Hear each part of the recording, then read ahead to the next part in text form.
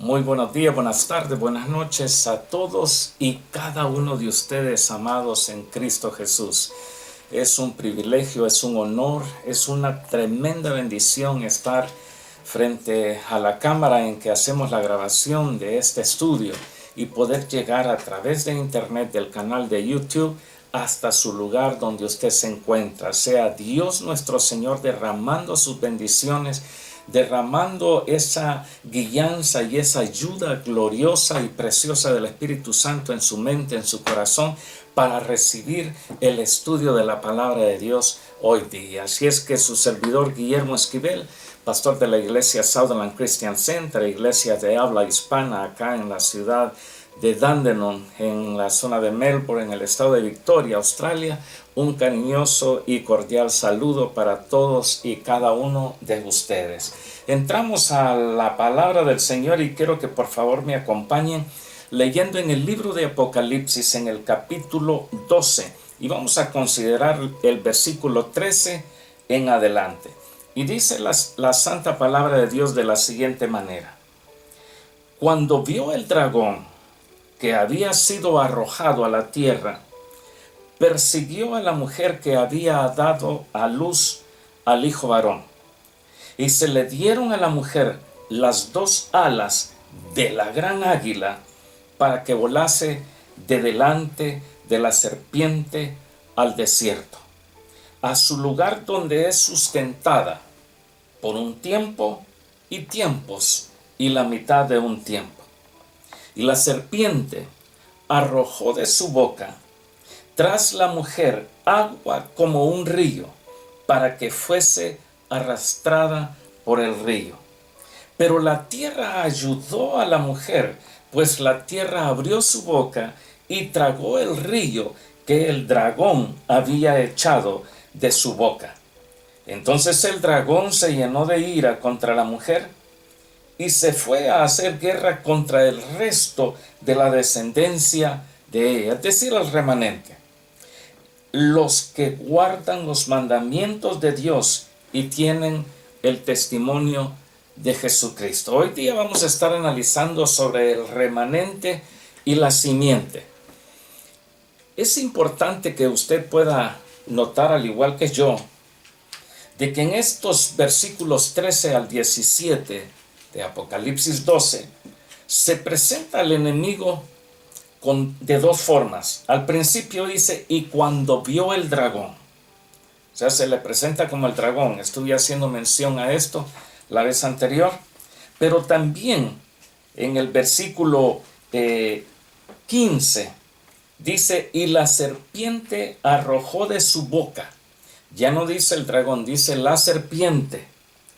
Y también dice la escritura en el versículo 17: entonces el dragón se llenó de ira contra la mujer. Es decir, aquí vemos al dragón y la serpiente siendo el mismo personaje, el mismo ser maligno, el enemigo, en contra de la mujer y en contra especialmente de su descendencia. No pudo con ella, entonces se avienta con toda su furia en contra de su descendencia. Es importante que nosotros notemos de que si hay algo que el enemigo detesta, es cuando un hijo, una hija de Dios se dispone a leer el libro de Apocalipsis y a pedir a Dios nuestro Señor la ayuda para poder entenderlo. ¿Por qué le da una terrible rabia al enemigo? Precisamente porque en el libro de Apocalipsis es donde nosotros nos podemos dar cuenta de cuál será el fin de este ser maligno y de todos esos ángeles caídos y todos los que han estado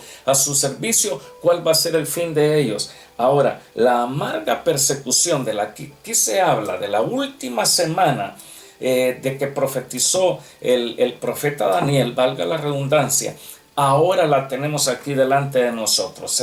El profeta Daniel dijo, viendo en el capítulo 7 y versículo 25, dice: y hablará palabras contra el Altísimo, es decir, una rabia terrible, y se irá a decir barbaridades en contra de nuestro Dios.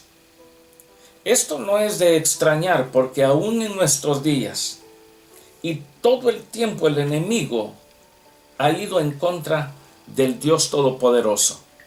Usa inclusive hombres y mujeres que vayan en contra de todo lo que se llama Dios.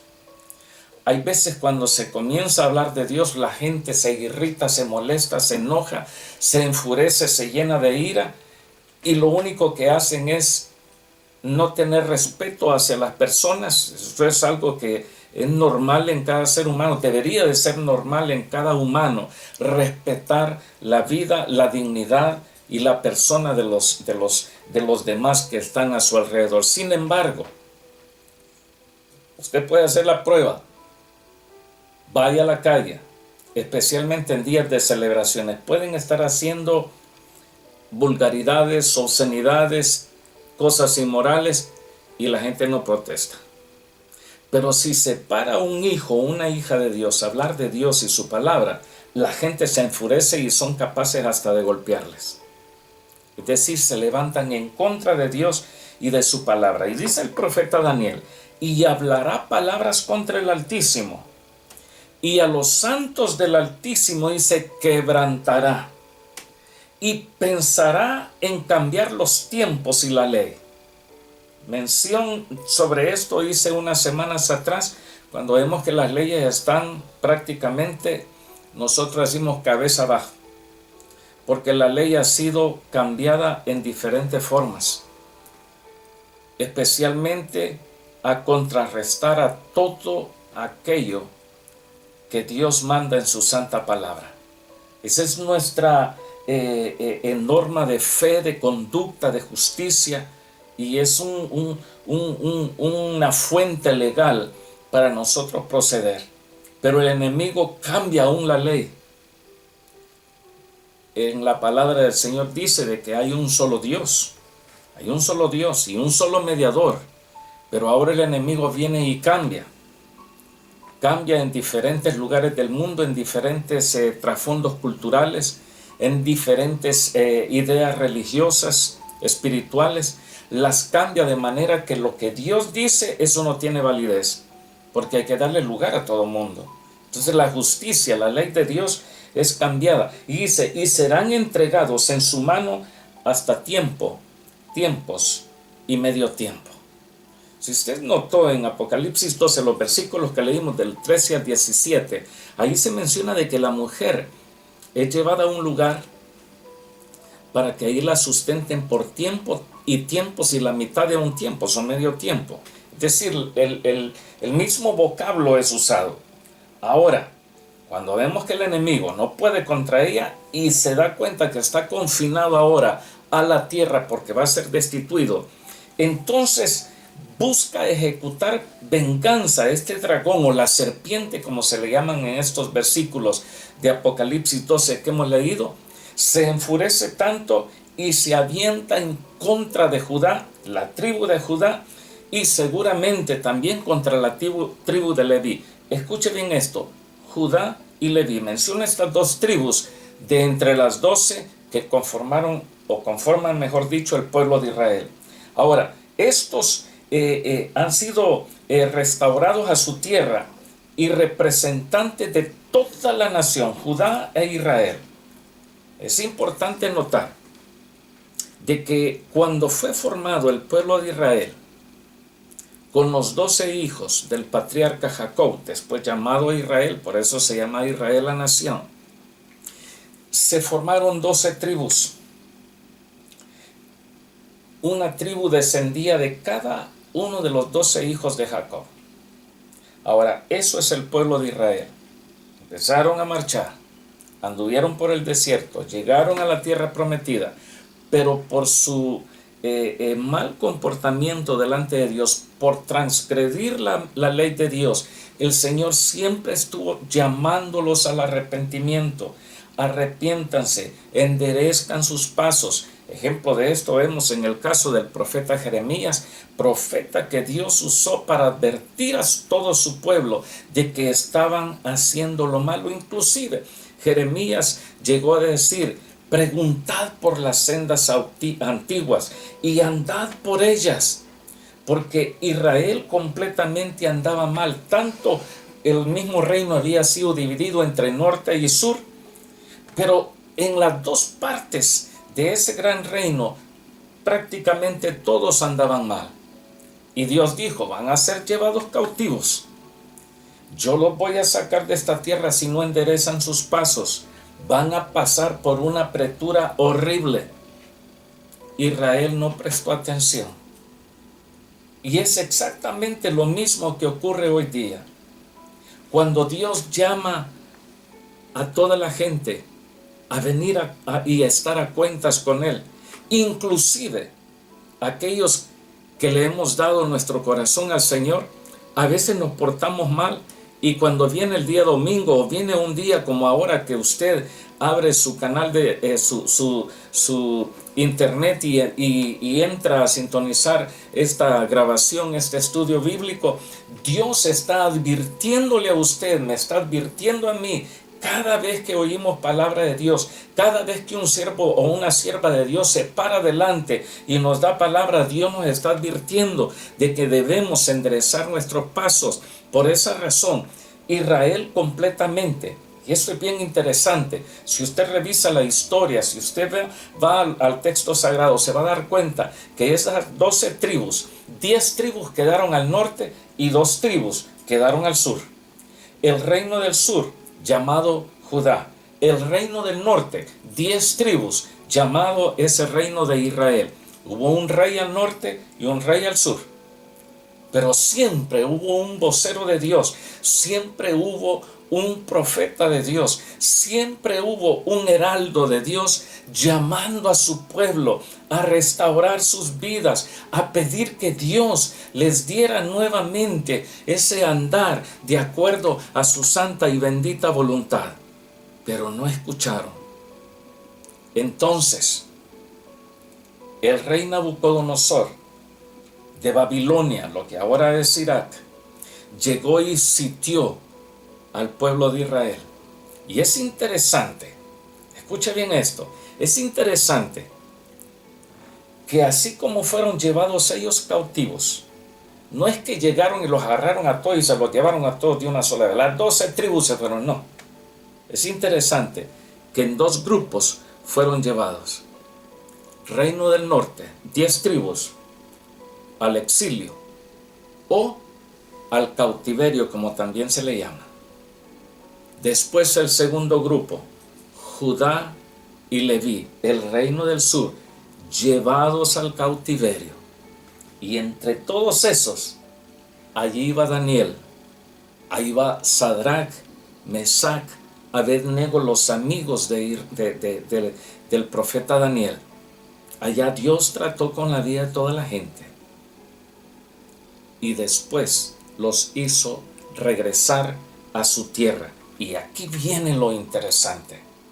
Cuando Dios permitió que regresaran, no regresaron las 12 tribus. Solo regresaron 2 tribus, Judá y Leví. Las otras 10 tribus fueron regadas por todas partes. A eso es lo que hasta el día de ahora se le llama la diáspora de los judíos. Regados por todas partes, y hasta este momento están por todo el mundo. 2 tribus, Judá y Leví. Y es interesante también de que la tribu de Judá es de donde desciende nuestro Señor Jesucristo. Si usted nota en el Evangelio según San Mateo, en el capítulo 1, hay veces se dice el Señor cuando nació en Belén de Judea, a quien se le hace mención solamente es a María. Y María llega hasta el final de los días del Señor Jesucristo, inclusive hasta el aposento alto. ¿Y José? No, a José después ya no se le menciona. Pero eso no quiere decir de que el Señor no tenía un trato especial con José, porque este era un varón justo también y temeroso de Dios. Y aunque no fue el padre biológico de nuestro Señor, pero fue quien estuvo a cargo, quien tuvo la tremenda responsabilidad de cuidar, de velar, de proveer, de sustentar, de educar, de entregar palabra, aunque Él era la palabra hecha carne, pero fue José quien estuvo a cargo de todo eso, el esposo de María. Y vea lo que dice la Escritura en el Evangelio según San Mateo en el primer capítulo. Vemos los versículos 1 al 2. Libro de la genealogía de Jesucristo, hijo de David. Escuche, libro de la genealogía de Jesucristo, hijo de David.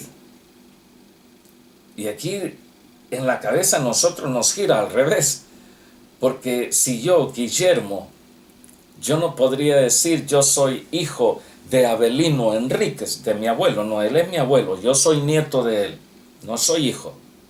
Yo soy hijo de Francisco Esquivel. Pero en el Medio Oriente, especialmente en el pueblo de Israel, se le llamaba padre inclusive a aquellos que habían estado o venían de la misma genealogía de ellos, y aunque hubiesen pasado generaciones, o son los padres. Por eso a Abraham, Isaac y Jacob se le llama los patriarcas del pueblo de Israel. Son los patriarcas también de la iglesia, porque por cuanto somos hijos de fe, somos hijos del creyente Abraham.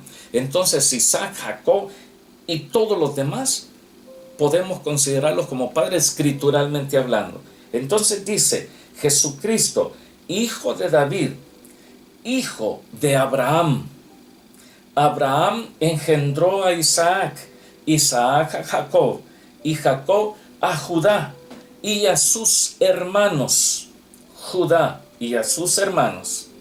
Es decir, Judá, hijo de Jacob. Jacob, hijo de Isaac. Isaac, hijo de Abraham.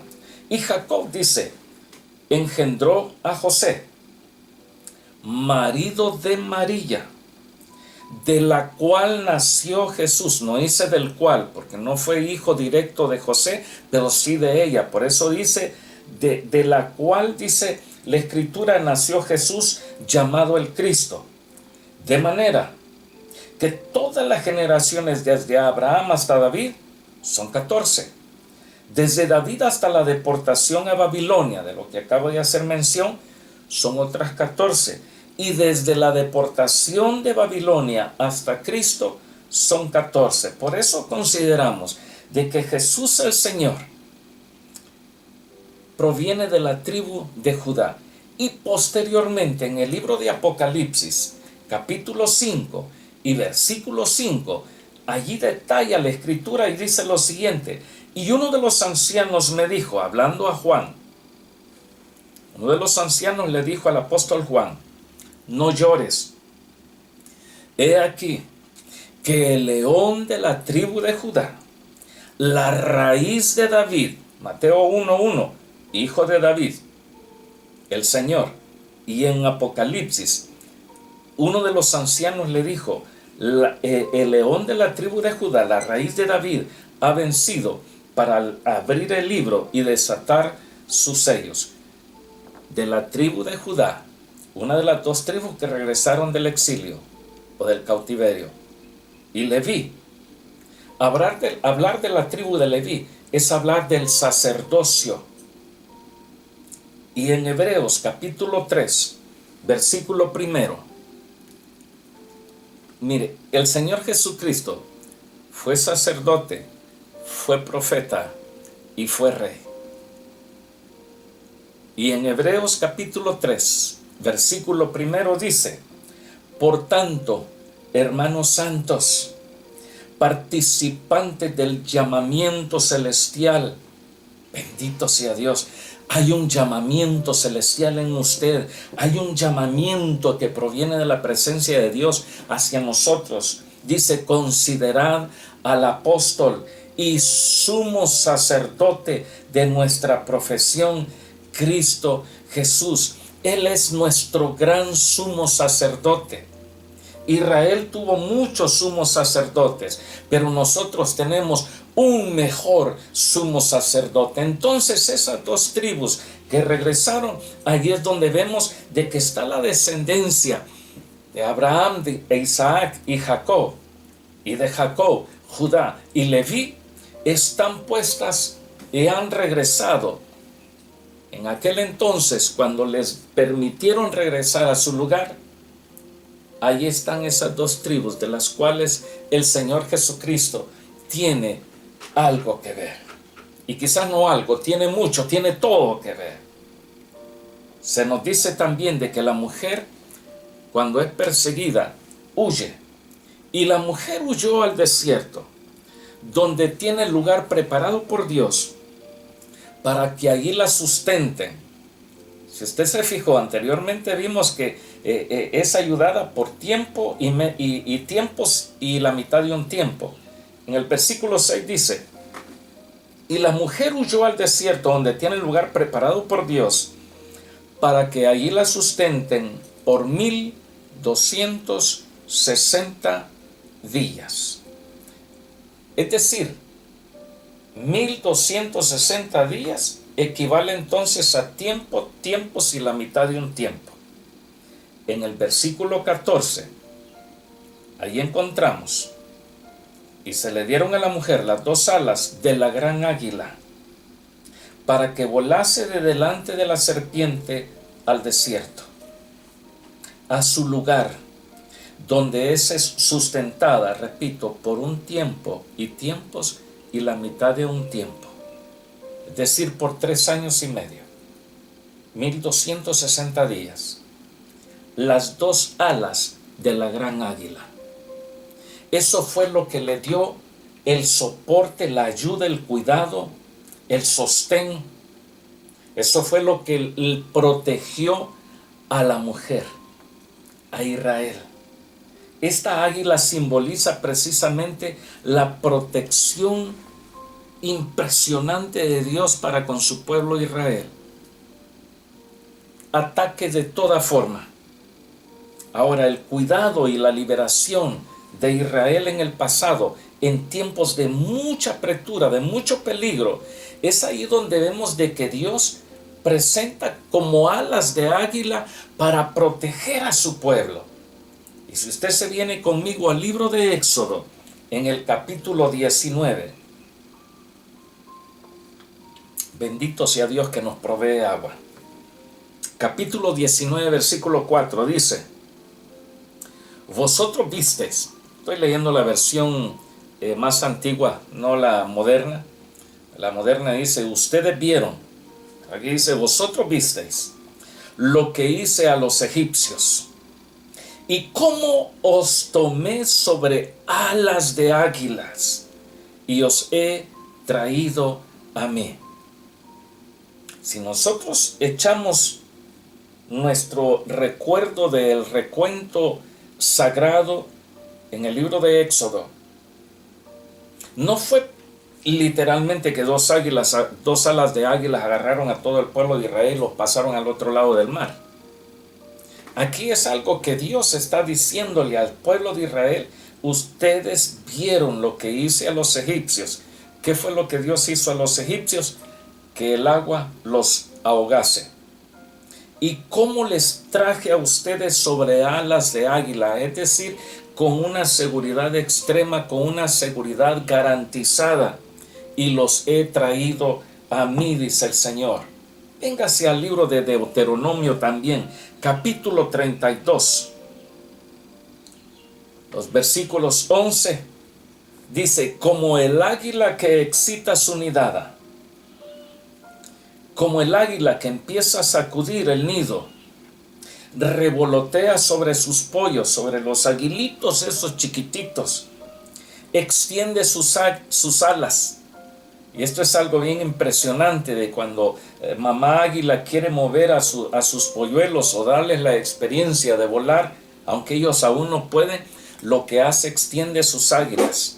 Ahora recuerde, lo que es la actitud del águila es como diciéndole a los pollitos, ¿verdad? Agárrense bien, y el que no se agarre y se cae, ese se muere. Por esa razón debemos de estar tomados de la mano del Señor siempre. Si nos soltamos, ay, ay, ay de nosotros entonces. Dice: revolotea sobre sus pollos, extiende sus alas, los toma, los lleva sobre sus plumas. Jehová solo le guió y con él no hubo Dios extraño.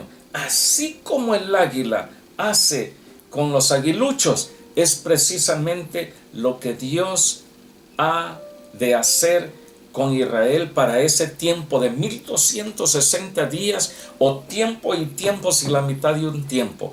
Como águila, Dios cubrirá a la mujer. Por eso dice de que es llevada por las dos alas de la gran águila.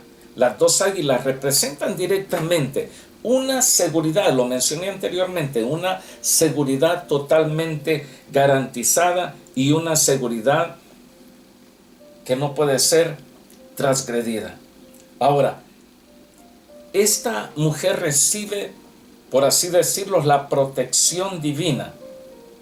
Repito, 1260 días. Un tiempo y tiempos y la mitad de un tiempo. O sea, 42 meses. Si usted mide, si usted hace la operación 1260 dividido entre 30, le va a dar 42. Y estos son los 42 meses. Y estos 42 meses, si los dividimos entre 12, le va a dar 3.5, es decir, 3 años y medio. Y si hablamos de 3 años y medio, en el tiempo en que la mujer va a ser perseguida por el enemigo, que va a tirarle un río caudaloso para destruirla, estamos hablando de la mitad del periodo de lo que durará la gran tribulación.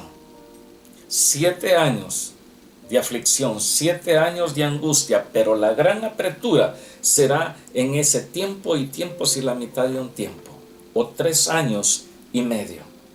Todas estas expresiones prácticamente cubren esa última parte de la gran tribulación, si la dividimos en dos. El desierto, dice de que allí fue llevada la mujer. Ahora, el desierto es un lugar preparado por Dios, donde Él ejercerá su cuidado paternal para la mujer y su descendencia. Ahora, los que se dedican al estudio geográfico del texto sagrado, tratan de analizar, de descubrir qué es lo que ahí se encierra. Muchos eruditos han tratado de encontrar el lugar donde es que Dios va a llevar a la mujer para que sea protegida, porque el enemigo va a estar tratando de destruirla. ¿A dónde? Entre las versiones más acertadas se encuentra la ciudad de Petra. La ciudad de Petra está precisamente en Jordania. Es lo que se le llama la ciudad en la roca. Hay edificaciones que han sido cavadas dentro de las rocas mismas. La ciudad de Petra es un lugar turístico y es lo suficientemente grande como para albergar aún a 500,000 de personas. Ahora hay quienes dicen será en Petra. Esto es lo que se encuentra al sureste del Mar Muerto. Un posible escondite para que la mujer ahí sea sustentada. Aparte de eso, dice la Escritura, la huida de delante de la serpiente. Y se le dieron a la mujer las dos alas de la gran águila para que volase de delante de la serpiente al desierto. Aquí lo que nosotros vemos es un contraste grande, porque en Apocalipsis 20 encontramos la huida de los cielos y la tierra que huyen delante del Señor. Dice, y vi un gran trono blanco y al que estaba sentado en él, de delante del cual huyeron la tierra y el cielo, y ningún lugar se encontró para ellos. La tierra y el cielo huyendo del que está sentado en el trono. Un gran contraste con lo que tenemos en Apocalipsis 12, donde dice que la mujer es la que huye de delante de la serpiente, porque va a ser destruida. Ahora, el guardar los mandamientos de Dios y tener el testimonio mismo de Jesucristo es algo que crispa al enemigo de gran furia. Lo vemos en este capítulo 12 con el que comenzamos, en el último versículo, que dice: entonces el dragón se llenó de ira contra la mujer y se fue a hacer guerra contra el resto de la descendencia de ella, es decir, el remanente, los que guardan los mandamientos de Dios y tienen el testimonio de Jesucristo. Los mandamientos de Dios es lo que encontramos en el texto sagrado, en los pactos que Dios ha hecho con su pueblo. Nosotros hemos recibido de parte de Dios un nuevo pacto. El mismo Señor Jesucristo, cuando instituyó la cena o la Santa Cena, la comunión, la mesa del Señor, como se le conoce en sus diferentes formas, el Señor dijo: esta es la sangre, esta es mi sangre del nuevo pacto. Y el Señor Jesucristo, antes, cuando anduvo ministrando a las personas en el pueblo de Israel, decía: el que no come mi carne y bebe mi sangre no tendrá parte conmigo en el reino de los cielos. Ahora, nosotros encontramos de que el enemigo se avienta con una furia impresionante, sabiendo de que le queda poco tiempo, en contra del remanente, pero no todo el remanente, por así decirlo, en su totalidad, no sobre todo los israelitas, porque muchos israelitas están totalmente alejados de Dios. Los mandamientos de Dios es lo que menos les interesa a muchos de ellos. Pero hay un remanente, hay quienes mantienen, tratan de vivir, tratan de mantenerse firmes y fieles a los mandamientos del Señor, al pacto que Dios ha hecho con ellos. Lo mismo debe de ocurrir con usted y conmigo. Tratar de mantenernos. La semana pasada estuve haciendo mención sobre lo que es el testimonio nuestro. Y aquí dice la Escritura: los que guardan los mandamientos de Dios y tienen el testimonio de Jesucristo. Qué triste es cuando sabemos de algún cristiano o de una cristiana que tiene un tremendo conocimiento de Dios, que tiene una tremenda facilidad de palabra, que aún logra guiar a otros al Señor. Como que tiene la palabra de Dios de una forma maravillosa, pero su testimonio deja mucho que desear. Su comportamiento hacia ciertas personas dejan mucho que desear. Muchas veces en relación a la familia misma, el testimonio que se tiene de ciertos hombres o ciertas mujeres dejan mucho que desear. Se cuenta la historia de un niño que en la escuela dominical decía: yo quisiera mejor vivir en la iglesia. Y la maestra le preguntó: ¿y por qué? Porque en la iglesia mi papá se porta bien con mi mamá y con nosotros. Mi papá en la iglesia no grita. Mi papá en la iglesia no golpea a mi mami. Mi papá en la iglesia no nos golpea a nosotros. Yo quisiera mejor que viviéramos en la iglesia y no regresar a la casa. En la iglesia todos pareciera que guardamos los mandamientos del Señor, pero el testimonio, ¿cómo está nuestro testimonio? Insisto nuevamente, prestemos atención a todo esto. Dice: hacer guerra. Esto implica toda la forma de lo que nosotros podamos imaginarnos. Guerra literal. Por ejemplo, hoy día veíamos las noticias con mi esposa mientras desayunábamos, que han dado prácticamente o están sugiriendo orden de captura contra el primer ministro israelí, el señor Netanyahu. El ministro de defensa también agarren y métanlos presos. Eso está en la mira. A eso se les puede buscar, se les puede agarrar muy fácilmente. Bueno, también a 3 de Hamas, de este grupo de árabes que están contrarios a Israel y que fueron los que causaron el 7 de octubre ese ataque como nunca antes se había visto. Entonces a 3 de ellos, ¿a dónde están? No sabemos, algún día lo agarramos. Es lo mismo que se ha hecho contra Vladimir Putin.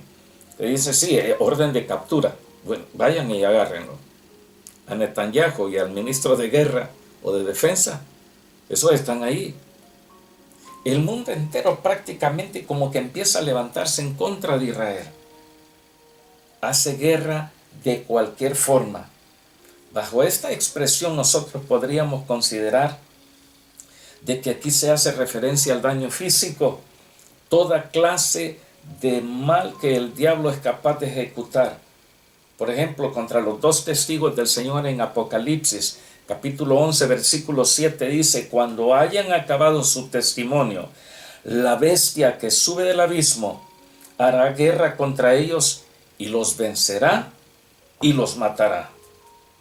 Luego en el capítulo 16, versículo 14 dice también: pues son espíritus de demonios que hacen señales y van a los reyes de la tierra en todo el mundo para reunirlos a la batalla de aquel gran día del Dios Todopoderoso. Es decir, la guerra contra los dos testigos. Pero no solamente eso, sino que guerra también contra el mismo Señor Jesucristo en los días que están por venir.